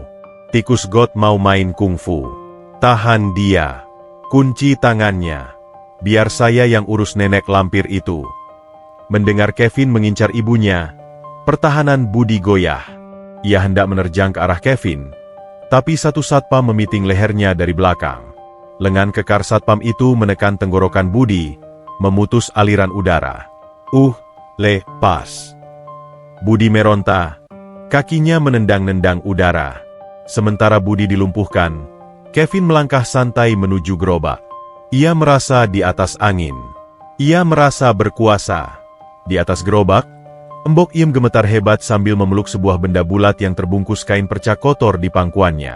Itu adalah harta karun Embok Iem, sebuah batu kali biasa yang bentuknya lonjong, yang selalu ia yakini sebagai telur naga. Mata Kevin yang jeli menangkap benda itu. Otak liciknya langsung menyusun skenario jahat untuk membenarkan tindakannya di depan publik yang mulai ramai menonton. Nah, kena kau, teriak Kevin tiba-tiba, menunjuk benda di pelukan Embok Iem dengan gaya dramatis. Kevin berbalik menghadap kerumunan karyawan dan pejalan kaki. Lihat semuanya. Lihat apa yang disembunyikan pengemis tua ini, seru Kevin lantang, memfitnah tanpa kedip. Itu batu hiasan Taman Italia saya yang hilang minggu lalu. Harganya 50 juta. Pantas saja mereka berani masuk ke sini. Ternyata mereka sindikat maling. Kerumunan mulai kasak-kusuk. Maling? Masa sih? Itu cuma batu kali. Tapi Pak Kevin bilang itu impor. Bohong, teriak Budi dari kejauhan. Suaranya parau karena lehernya tercekik. Itu cuma batu kali. Ibu saya nemu di sungai. Demi Allah, kami bukan maling. Diam kau, maling, bentak Kevin. Ia kembali menatap Mbok Iem. Dengan kasar, Kevin menarik tangan kurus wanita tua itu. Serahkan barang bukti itu. Jangan, jerit Mbok Iem histeris. Ia mendekap batu itu erat-erat ke dadanya. Ini punya Iem. Ini anak Iem. Jangan ambil. Lepaskan, Nenek Bau. Kevin kehilangan kesabaran. Ia tidak mau memegang batu kotor itu, tapi ia butuh bukti untuk memvalidasi fitnahnya. Ia menarik paksa lengan Mbok Iem. Kuku panjang Kevin menancap di kulit keriput yang tipis itu. Sreet. Kulit lengan Mbok Iem tergores. Darah merah segar merembes keluar. Melihat darah ibunya menetes, Budi meraung. Ibu! Kekuatan entah dari mana merasuki tubuh kurus Budi. Mungkin itu kekuatan doa, atau mungkin amarah purba. Budi menggigit lengan satpam yang memitingnya sekuat tenaga. Aarg! Satpam itu menjerit kesakitan dan melonggarkan kunciannya. Budi lepas. Seperti peluru yang ditembakkan dari senapan, ia melesat menerjang ke arah Kevin. Kevin yang sedang sibuk berebut batu dengan nenek-nenek, tidak menyadari bahaya yang datang. Bruk! Budi menubruk tubuh Kevin dengan bahunya. Hantaman keras dari tubuh pekerja kasar yang penuh otot kawat itu membuat Kevin, yang tubuhnya hanya hasil gim estetik, terhuyung mundur. Kaki Kevin tersandung roda gerobak. Sang CEO jatuh pantat duluan ke atas aspal kotor. Jas mahalnya menyapu debu. Kacamata Tom Ford-nya terlepas dan terinjak kakinya sendiri. Krak! Pecah. Keheningan melanda lobi Grand Corp untuk kedua kalinya. Seorang pemulung baru saja menjatuhkan raja di istananya sendiri. Kevin duduk di aspal, bengong sesaat. Ia meraba wajahnya, lalu melihat jasnya yang kotor. Wajahnya berubah dari kaget menjadi merah padam, lalu ungu karena murka yang tak terlukiskan. Harga dirinya hancur lebur di depan anak buahnya. Kau! Desis Kevin, suaranya bergetar menakutkan. Kau menyentuhku. Budi berdiri di depan Mbok Iem. Napasnya memburu. Dadanya naik turun. Ia sadar apa yang baru saja ia lakukan. Ia baru saja menggali kuburannya sendiri. Tapi ia tidak menyesal. Jangan sentuh ibu saya, ucap Budi, menekankan setiap kata. Kevin bangkit berdiri dengan gerakan kaku. Matanya menyala gila. Ia tidak lagi peduli pada hukum, etika, atau CCTV. Bunuh dia, teriak Kevin. Suaranya pecah, melengking seperti setan. Patahkan kakinya. Saya bayar kalian 2 kali lipat. Hajar sampai mati. Perintah, bonus 2 kali lipat, adalah bensin yang membakar keraguan para satpam. Kini bukan hanya 2 orang, tapi 4 orang satpam tambahan berlari datang dari pos jaga, membawa tongkat pentungan karet berwarna hitam. 6 lawan 1. Lari, Mbok, lari! Teriak Budi sambil mendorong gerobaknya menjauh agar Mbok Iem aman. Tapi Budi sendiri tidak lari. Ia berbalik menghadapi gelombang serangan itu. Ia pasang badan. Bug! Pukulan pertama mendarat telak di rahang kiri Budi. Kepala Budi tersentak ke samping. Darah segar menyembur dari bibirnya yang pecah. DUG! Tendangan sepatu Lars menghantam ulu hatinya. Budi terbungkuk, memuntahkan cairan lambung. Plak! Tongkat karet menghantam punggungnya. Bunyinya buk yang tumpul dan menyakitkan, meremukkan otot punggung. Budi jatuh berlutut. Lawan! Ayo lawan! Provokasi salah satu satpam sambil terus memukuli Budi yang sudah tidak berdaya. Budi tidak membalas. Ia hanya meringkuk, melindungi kepalanya dengan kedua tangan. Di dalam benaknya, hanya ada satu doa, Tuhan, ambil sakitnya di saya saja. Jangan sampai ibu kena. Jangan sampai ibu kena. Berhenti. Ya Allah, berhenti. Suara Pak Ujang terdengar histeris di latar belakang. Pria tua itu mencoba menerobos masuk, mencoba menarik anak buahnya mundur, tapi tenaganya kalah. Ia didorong hingga jatuh terguling. Pak Ujang menangis melihat ketidakberdayaan ini. Kevin berdiri di sana, menonton sambil tersenyum puas. Ia merapikan jasnya yang kotor, lalu menyisir rambutnya yang berantakan dengan jari. Ia menikmati setiap suara bug dan arg yang keluar dari mulut Budi. Terus, perintah Kevin dingin. Ajarin dia sopan santun. Biar dia tahu siapa yang berkuasa di tanah ini. Di atas gerobak yang terdorong agak jauh, Mbok Iem menyaksikan semuanya. Dunia Mbok Iem yang biasanya kabur dan penuh halusinasi, mendadak menjadi sangat fokus. Ia melihat warna merah. Darah. Darah Budi yang muncrat ke aspal. Darah itu, warna merah itu. Tiba-tiba, sebuah kilatan ingatan masa lalu menghantam kepala Mbok Iem. Ingatan tentang kecelakaan mobil. Ingatan tentang kaca pecah. Ingatan tentang bayi yang menangis. Ingatan tentang darah suaminya yang membasahi gaun putihnya. Rasa sakit di kepalanya meledak. Ida, jangan sakiti dia, jerit Mbok Iem. Teriakan itu bukan lagi teriakan orang gila. Itu adalah teriakan seorang ibu yang melihat anaknya disembelih. Mbok Iem melompat turun dari gerobak. Tubuh tuanya yang ringkih berlari menerjang ke arah kerumunan pengeroyok itu. Minggir! Jangan sakiti anakku! Mbok Iem menubruk kaki Kevin, memeluk kaki itu, dan menggigitnya sekuat tenaga. Kevin menjerit kaget dan sakit. Gigi-gigi tua itu menembus celana kainnya.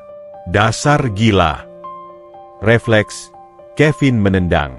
Kaki kanannya menghantam wajah Mbok Iem dengan keras. Kerak, suara tulang beradu terdengar mengerikan. Tubuh Mbok Iem terpelanting ke belakang. Jatuh menghantam aspal keras dengan bunyi gedebuk yang mematikan. Kepalanya membentur paving block. Darah segar mengalir dari pelipis wanita tua itu, meleleh turun ke pipi, membasahi paving block lobi Grand Corp yang mahal. Dunia Budi berhenti berputar. Rasa sakit di tubuhnya hilang seketika, digantikan oleh rasa dingin yang membekukan jiwa. Ibu! Budi merangkak, menyeret kakinya yang mungkin patah, menuju tubuh ibunya yang diam tak bergerak.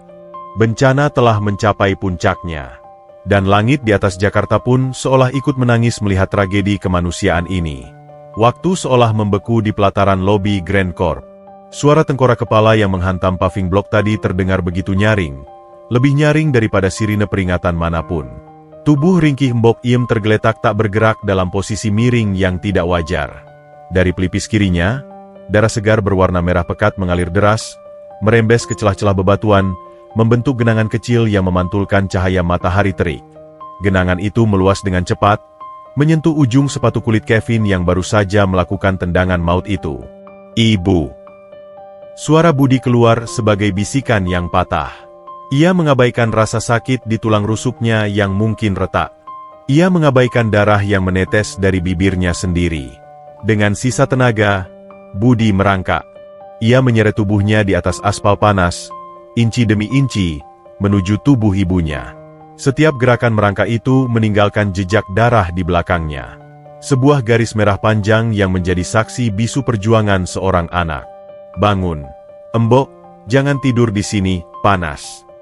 Racau Budi saat tangannya yang gemetar berhasil menyentuh pipi dingin Mbok Iem. Ia mengangkat kepala wanita tua itu ke pangkuannya. Wajah Mbok Iem pucat pasi, matanya terpejam rapat. Napasnya pendek-pendek dan putus-putus. Tolong! Budi mendongak, menatap wajah-wajah orang di sekelilingnya. Matanya basah, penuh keputusasaan. Tolong panggil dokter. Siapa aja. Tolong ibu saya. Tidak ada yang bergerak. Para karyawan necis yang tadi menonton kini mundur selangkah, seolah takut tertular kesialan. Beberapa dari mereka justru mengangkat ponsel tinggi-tinggi, merekam kejadian itu untuk konten media sosial. Lampu flash kamera berkedip-kedip, menyilaukan mata Budi yang sedang menangis. Mereka merekam tragedi itu bukan untuk mencari keadilan, tapi untuk memanen likes. Kevin menatap Budi dengan napas terengah. Kakinya sedikit sakit akibat benturan dengan tulang wajah Mbok Iem tadi. Ia melihat noda darah di ujung sepatunya. Sialan, umpat Kevin pelan. Sepatu limited editionku kotor kena darah gembel. Ia tidak merasa bersalah. Sedikit pun tidak. Di dalam otak narsistiknya, ia adalah korban. Ia diserang oleh orang gila, dan ia hanya membela diri. "Security!" teriak Kevin, memecah keheningan. "Kenapa kalian diam saja? Lihat itu. Mereka pura-pura mati biar kita nggak nuntut. Dasar aktor jalanan." Para satpam yang tadi memukuli Budi kini berdiri kaku. Napas mereka juga memburu. Mereka melihat darah itu dan mulai sadar bahwa mereka mungkin sudah melangkah terlalu jauh. "Tapi Pak, itu darahnya banyak," ujar salah satu satpam ragu. "Itu sirup atau darah ayam," potong Kevin cepat, memutarbalikan fakta untuk menutupi ketakutannya sendiri. "Jangan tertipu. Seret mereka keluar dari area VVIP sekarang juga. Kalau ada tamu investor asing lihat mayat hidup di sini, saham kita bisa anjlok." Kevin menunjuk ke arah gerobak Budi yang terparkir miring tak jauh dari sana. "Dan benda rongsokan itu."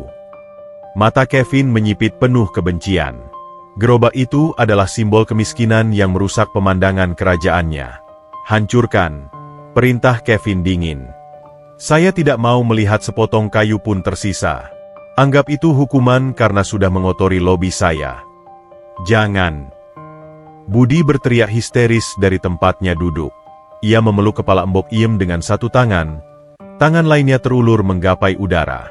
"Ambil nyawa saya kalau mau, Tuan. Tapi jangan gerobak itu.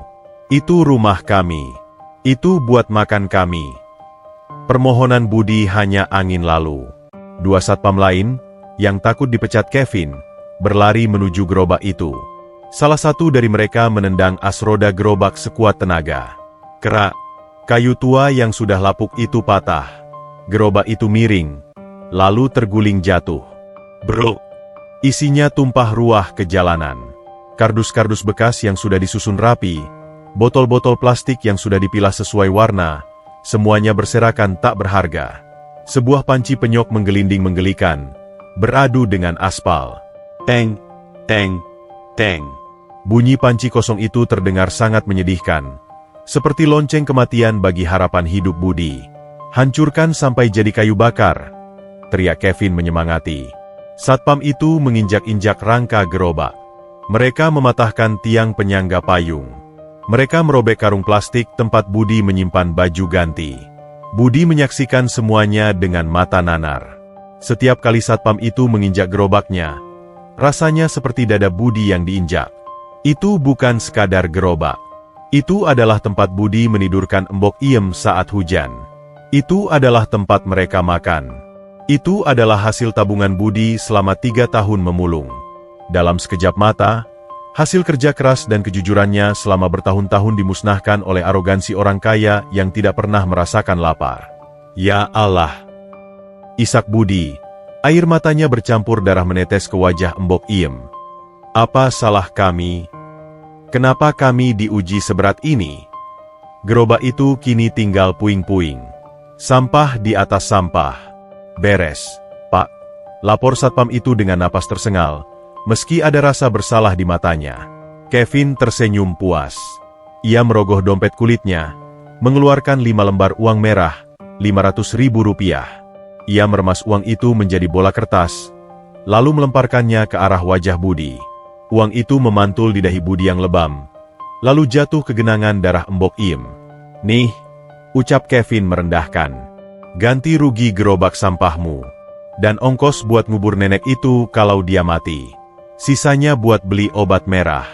Anggap saja sedekah dari orang paling dermawan di kota ini." Kevin berbalik badan, menepuk jasnya. "Buang mereka ke bak sampah di belakang gedung. Di tempat pembuangan limbah basah. Jangan di depan sini," perintah Kevin sambil melenggang pergi menuju pintu lobi yang sejuk, meninggalkan neraka yang baru saja ia ciptakan. Para satpam mendekati Budi. Kali ini tidak ada kekerasan, hanya rasa kasihan yang terlambat. "Maaf ya, Mas, kami cuma kerja," bisik satpam itu sambil mengangkat tubuh Budi dan Mbok Iem secara kasar untuk dipindahkan. Budi tidak melawan lagi. Jiwanya sudah mati. Ia membiarkan dirinya diseret. Ia memeluk tubuh kaku Mbok Iem erat-erat. Mereka dibawa ke belakang gedung, ke area loading dock yang bau, tempat truk sampah besar berwarna oranye sedang parkir. Di sana, di antara tumpukan sisa makanan restoran dan limbah kantor, tubuh mereka dijatuhkan begitu saja di atas beton yang lembab. Brok.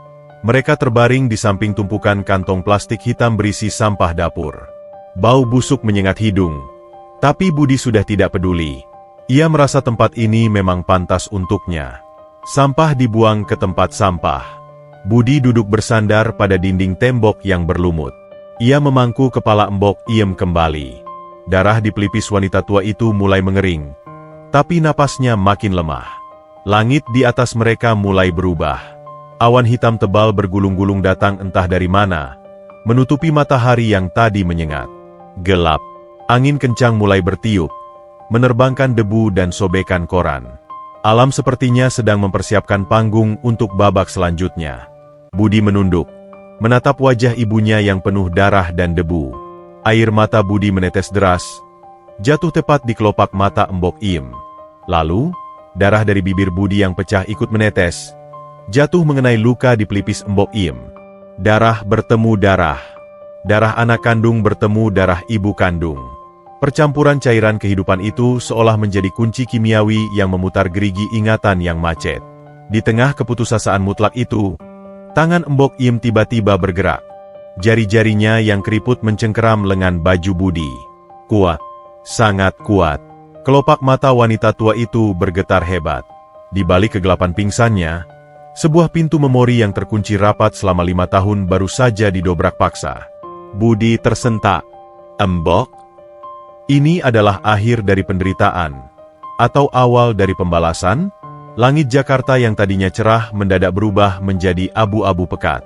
Awan cumulonimbus bergulung-gulung rendah, seolah atap dunia sedang runtuh menimpa bumi. Dan tak lama kemudian, tangisan langit itu pecah. Hujan turun. Deras. Asap. Tanpa ampun. Bukan gerimis romantis yang biasa dilihat di film-film cinta, melainkan hujan badai tropis yang menghantam aspal dengan bunyi plak-plak-plak yang menyakitkan. Air hujan itu dingin, bercampur dengan debu polusi kota, menyiram area loading dock tempat Budi dan ibunya dibuang. Tubuh Budi menggigil hebat.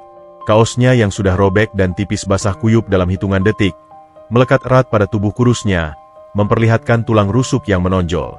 Namun, rasa dingin itu tidak sebanding dengan rasa panas di hatinya. "Maafin Budi, Mbok," isak Budi di tengah deru hujan. Suaranya timbul tenggelam di telan guruh. Ia memeluk tubuh ringkih Mbok Iem, berusaha memayungi wajah wanita tua itu dengan tubuhnya sendiri. Ia tidak peduli punggungnya dihantam air hujan yang terasa seperti kerikil es. Ia hanya peduli agar ibunya tidak kedinginan.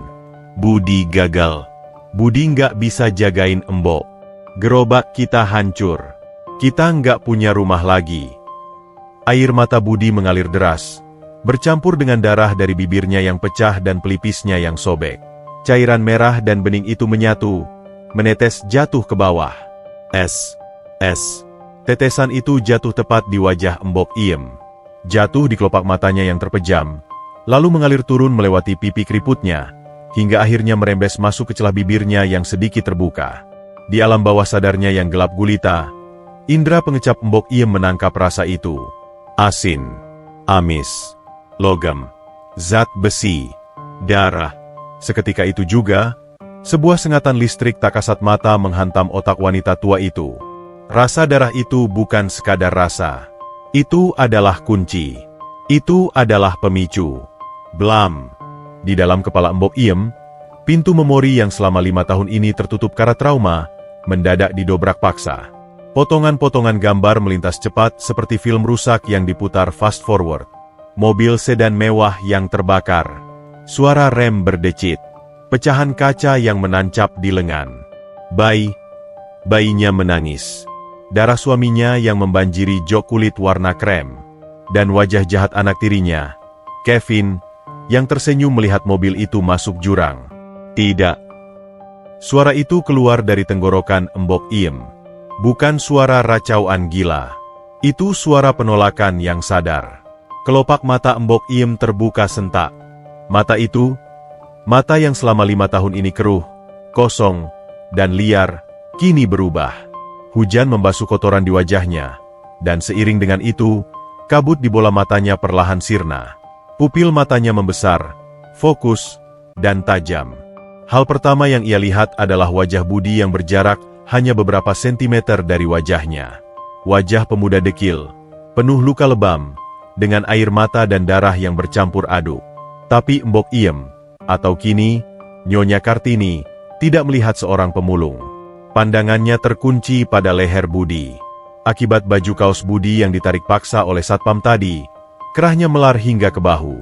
Di sana, di pangkal leher sebelah kiri, tepat di atas tulang selangka, terlihat sebuah tanda lahir.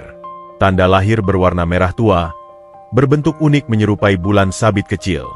Napas Kartini tercekat. Jantungnya berhenti berdetak sesaat. Ia ingat tanda itu. Itu tanda yang sama yang ia cium 24 tahun lalu, saat ia mendekap putra kandungnya yang baru lahir di ruang bersalin VIP rumah sakit di Singapura. Putra yang diculik. Putra yang dikabarkan mati. Tangan Kartini yang gemetar perlahan terangkat. Ia tidak lagi menggigil ketakutan. Gerakannya pelan namun penuh tujuan. Jari-jarinya yang dingin menyentuh tanda lahir di leher Budi. Budi tersentak kaget. Ia pikir ibunya sedang kejang. Mbok? Mbok sadar? Mbok sakit? Tanya Budi panik, memegang tangan ibunya. Kartini tidak menjawab. Matanya menelusuri wajah Budi. Ia melihat bentuk hidung itu. Hidung yang sama dengan almarhum suaminya. Ia melihat alis tebal itu. Alis yang sama dengan miliknya. Satria. Bisik Kartini. Suaranya serak, berat, dan bergetar hebat. Budi bingung. Siapa Satria? Mbok? Ini Budi, anak Mbok. Kartini menggeleng pelan. Air mata bening mengalir dari sudut matanya, membersihkan sisa darah di pipinya. Bukan. Kartini berusaha duduk. Kepalanya masih pening akibat benturan, tapi adrenalin seorang ibu memberinya kekuatan super. Namamu bukan Budi. Namamu Satria. Satria Anggara. Budi mundur sedikit, ketakutan. Ia mengira benturan di kepala tadi membuat kegilaan ibunya makin parah. Mbok, jangan ngaco. Saya Budi. Kita pemulung. Mbok abis jatuh. Kepalanya sakit ya? Budi berusaha membaringkan ibunya lagi. Tapi Kartini menolak. Ia mencengkeram kerah baju Budi dengan tenaga yang mengejutkan.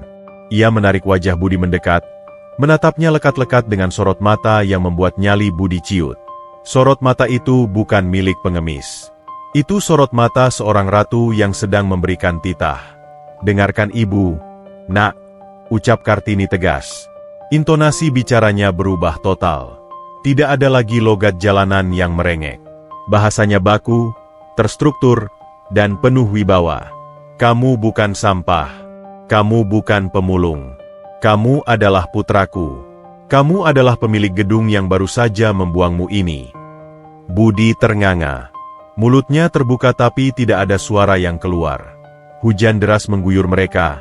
Tapi Budi merasa dunia di sekelilingnya sunyi senyap. Hanya ada suara wanita ini. Mbok, sadar Mbok. Ibu sadar. Demi Tuhan, Ibu sadar, teriak Kartini, mengalahkan suara guntur.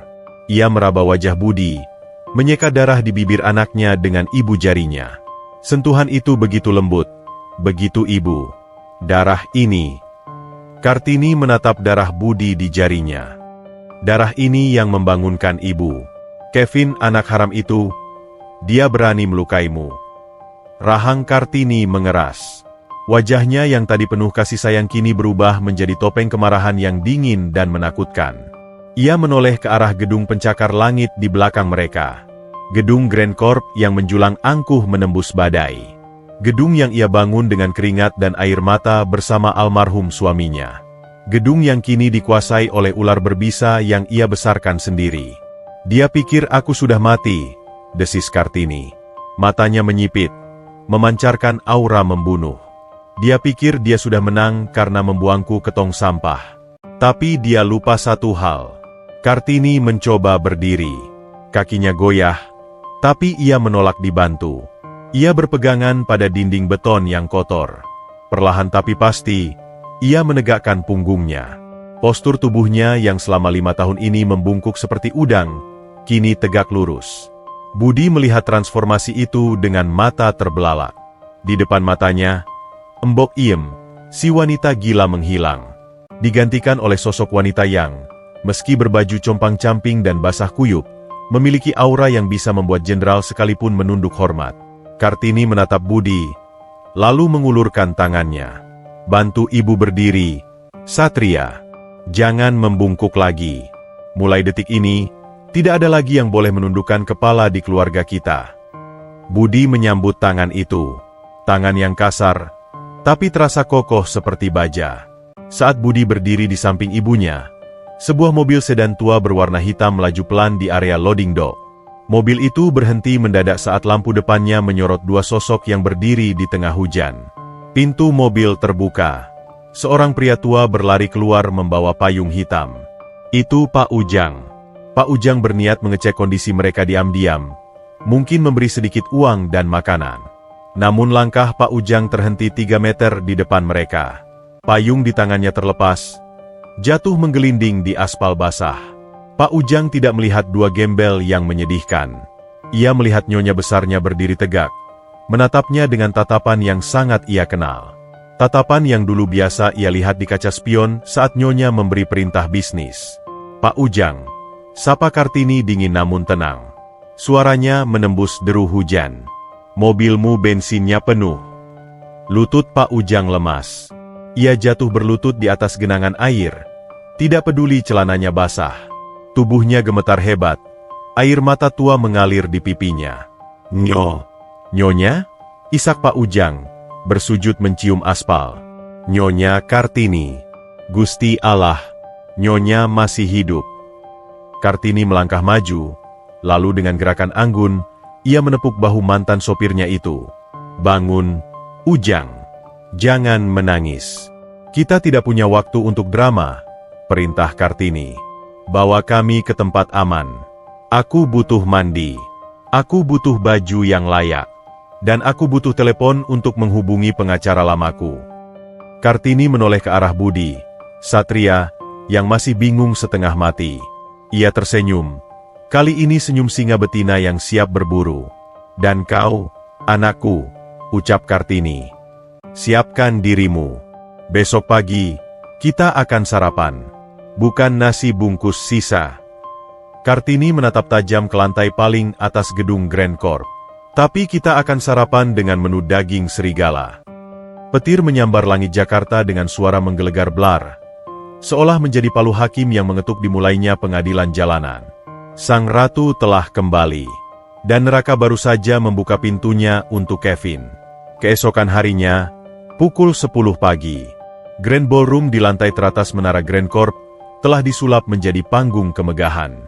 Lampu kristal raksasa menggantung di langit-langit, membiaskan cahaya keemasan ke seluruh ruangan. Ratusan kursi berlapis bludru merah terisi penuh oleh para pemegang saham, jurnalis media nasional, dan pejabat tinggi. Di depan, di atas panggung yang dihiasi bunga lili putih, Kevin berdiri di balik podium. Hari ini adalah hari penobatannya. Ia mengenakan setelan jas Armani abu-abu perak, warna kemenangan. Wajahnya berseri-seri, senyumnya dipoles sempurna untuk menutupi kejadian berdarah di lobi kemarin siang. Hadirin sekalian, suara Kevin menggema lewat sound system terbaik. Ia merentangkan tangannya, seolah ingin memeluk dunia. Hari ini, kita membuka lembaran baru. Di bawah kepemimpinan saya, Grand Corp akan melakukan efisiensi besar-besaran. Kita akan merobohkan bangunan-bangunan tua yang tidak produktif dan menggantinya dengan apartemen mewah. Tepuk tangan sopan terdengar. Kevin tersenyum puas. Banyak rumor beredar tentang hilangnya ibu tiri saya, Nyonya Kartini, lanjut Kevin, memasang wajah sedih yang terlatih. Namun, kita harus realistis. 5 tahun telah berlalu. Kita harus merelakan beliau tenang di alam sana. Dan sebagai satu-satunya ahli waris.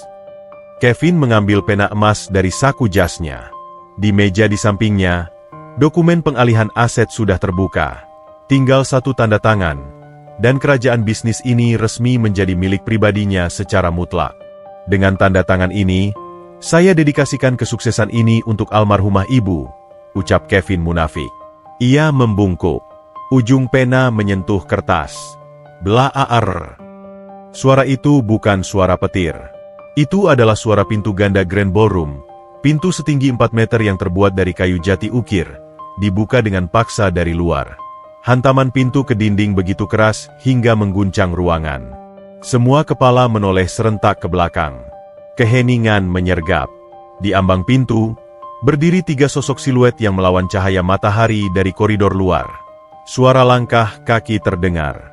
Bukan langkah ragu sandal jepit, tapi langkah tegas sepatu hak tinggi dan sepatu pantofel kulit yang menghantam lantai marmer dengan irama tak yang mengintimidasi. Mereka melangkah masuk ke dalam cahaya ruangan. Gasp. Suara napas tertahan dari ratusan orang. Di tengah, berjalan seorang wanita paruh baya dengan aura yang membakar. Itu Nyonya Kartini. Tidak ada lagi daster bolong. Tidak ada lagi rambut gimbals.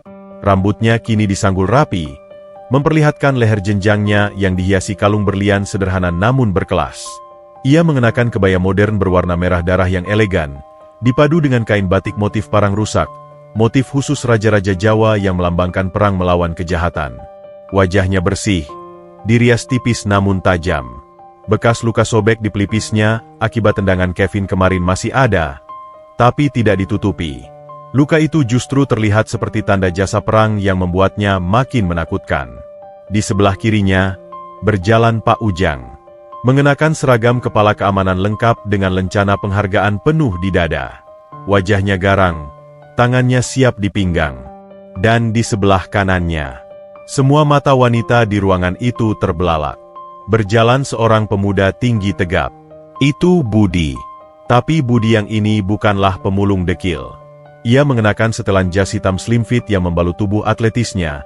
Tubuh yang terbentuk keras karena menarik gerobak bertahun-tahun. Rambutnya dipotong rapi gaya undercut, menampilkan wajah maskulin yang keras dan rahang tegas. Luka lebam di bibir dan pipinya masih terlihat jelas, namun justru memberikan kesan jagoan yang tak terkalahkan. Mata itu menatap lurus ke podium. Tajam, membunuh, hantu. Bisik Kevin. Pena emasnya terlepas dari jari yang gemetar, jatuh menggelinding di lantai. Wajahnya pucat pasi seputih kertas. Kakinya lemas seketika. Kartini tidak berhenti berjalan. Kerumunan hadirin otomatis membelah diri, memberi jalan bagi sang ratu, seolah laut merah yang terbelah untuk Musa. Keamanan. Security. Usir mereka, teriak Kevin panik lewat mikrofon. Suaranya pecah dan melengking. Itu penipu. Itu orang gila yang menyamar. Usir.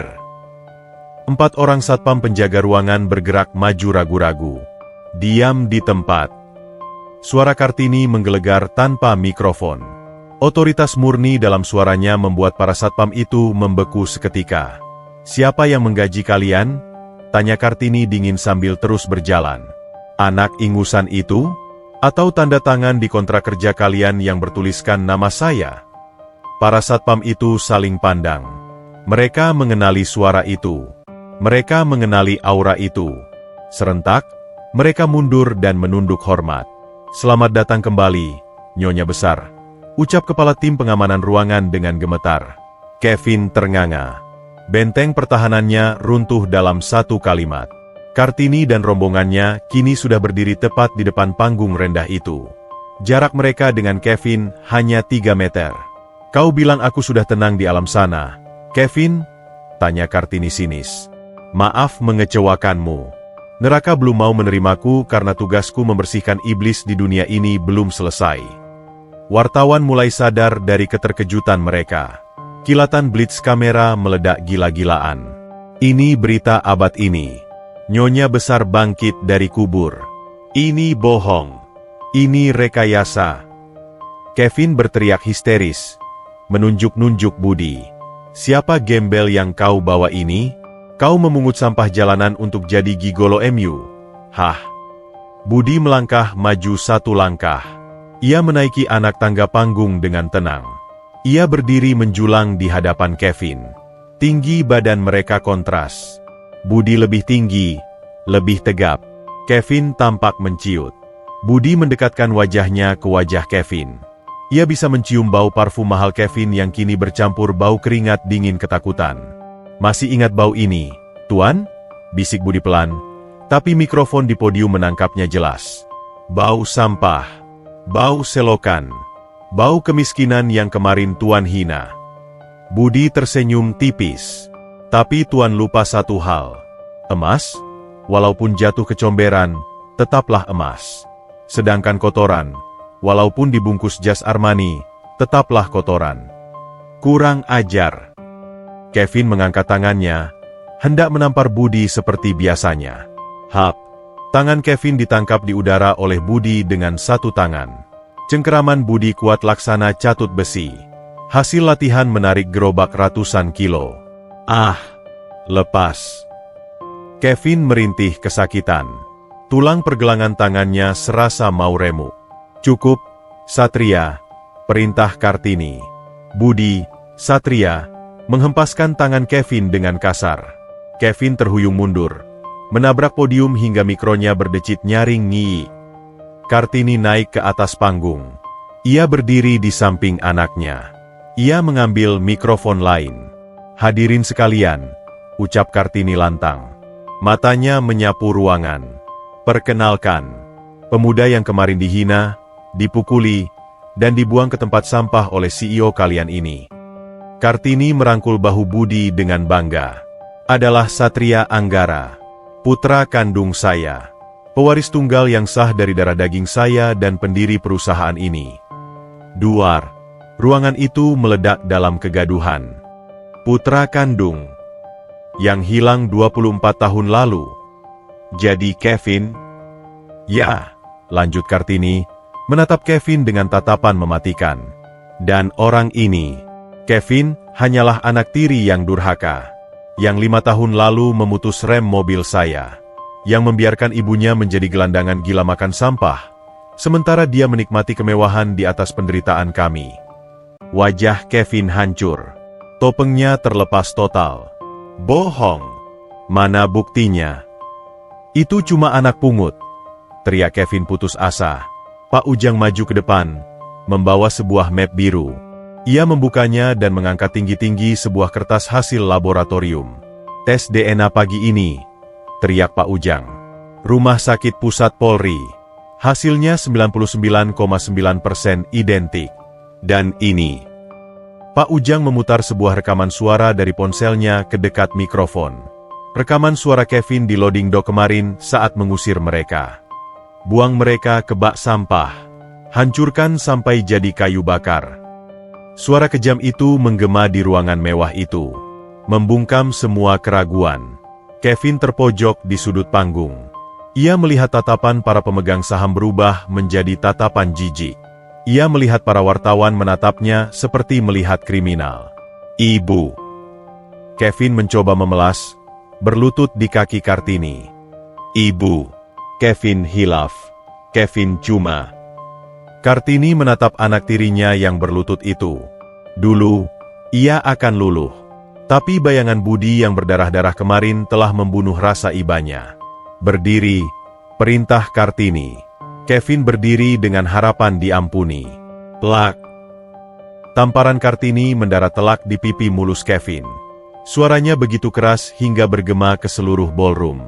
Tamparan yang mewakili 5 tahun penderitaan. Tamparan yang mewakili setiap butir nasi sisa yang harus mereka makan. Kevin terpelanting jatuh. Sudut bibirnya berdarah. Sama seperti bibir Budi kemarin. Kartini menunjuk pintu keluar dengan jari telunjuknya yang lentik namun tegas. Kau dipecat. Dan polisi sudah menunggu di lobi bawah. Bawa sampah ini keluar. Dua orang polisi berseragam masuk ruangan, memborgol tangan Kevin yang dulu biasa memegang pena emas. Saat Kevin diseret melewati Budi, Budi tidak meludahinya. Budi tidak memukulnya. Budi hanya merogoh saku jas barunya, mengeluarkan uang 500.000 yang sudah lecek dan bernoda darah, uang yang dilempar Kevin kemarin. Budi menyelipkan uang itu ke saku jas Kevin yang terborgol. "Ongkos," bisik Budi, "buat beli nasi bungkus di penjara." Kevin diseret keluar diiringi cemoohan ratusan orang. Ratu telah kembali ke tahtanya, dan pangeran yang hilang telah pulang. 1 bulan kemudian, latar berpindah drastis. Tidak ada lagi AC dingin, aroma parfum mahal, atau kursi kulit empuk. Di sebuah sel tahanan sempit berukuran 3x4 meter yang lembab dan berbau pesing menyengat, Kevin duduk meringkuk di sudut ruangan. Kepala gundulnya yang plontos memantulkan cahaya lampu bohlam redup yang dikerubuti laron. Mantan CEO yang dulu anti debu itu kini mengenakan kaos oranye bertuliskan tahanan yang sudah dekil. Kulitnya gatal-gatal, penuh bentol merah gigitan tinggi kasur penjara. "Wai, anak manja!"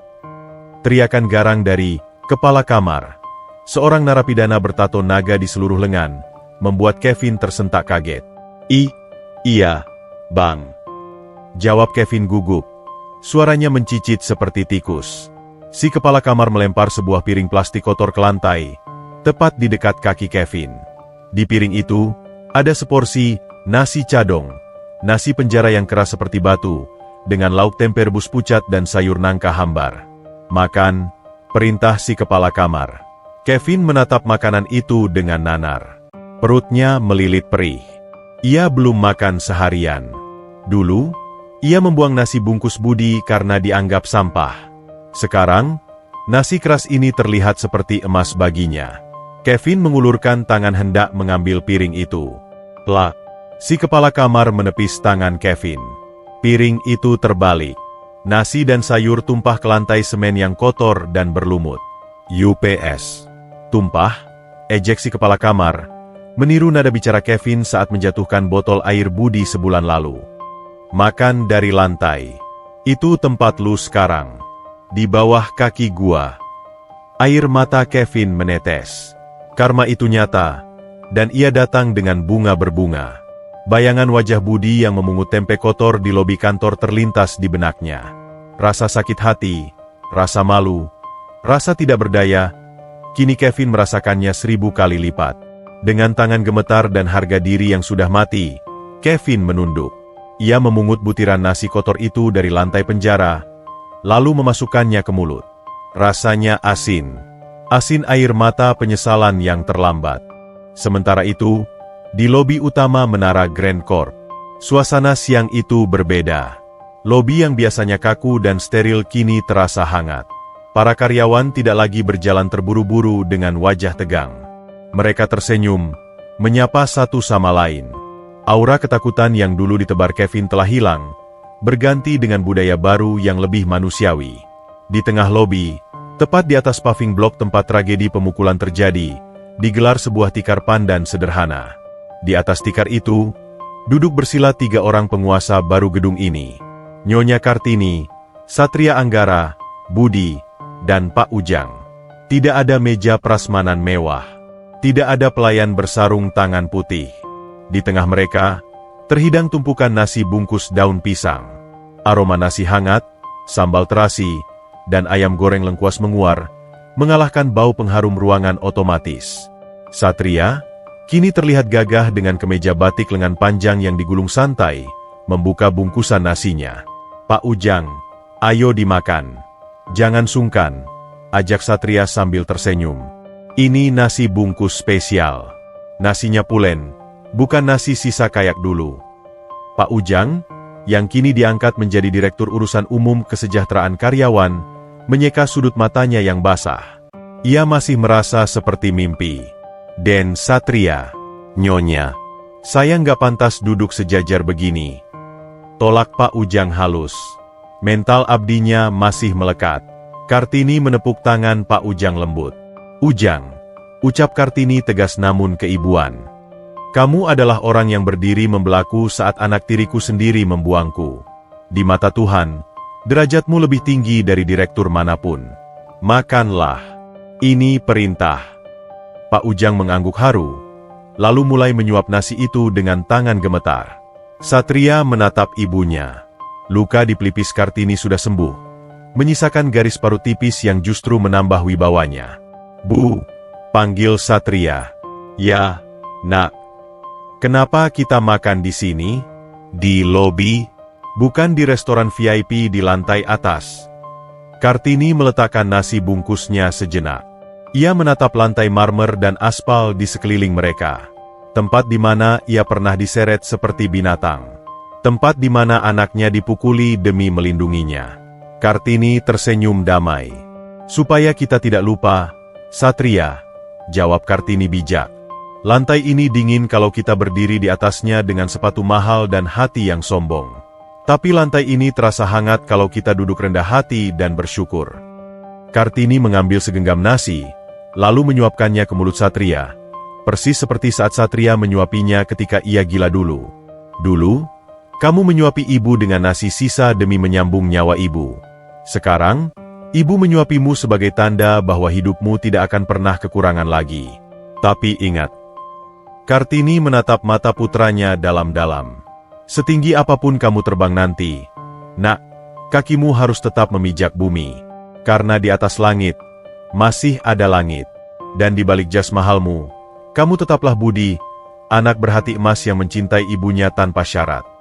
Satria mengunyah nasi itu dengan mata berkaca-kaca. Rasanya nikmat luar biasa. Bukan karena bumbunya, tapi karena kebersamaannya. Ia menoleh ke arah pintu kaca lobi. Di luar sana, matahari bersinar terang. Tidak ada lagi hujan badai. Tidak ada lagi gerobak sampah.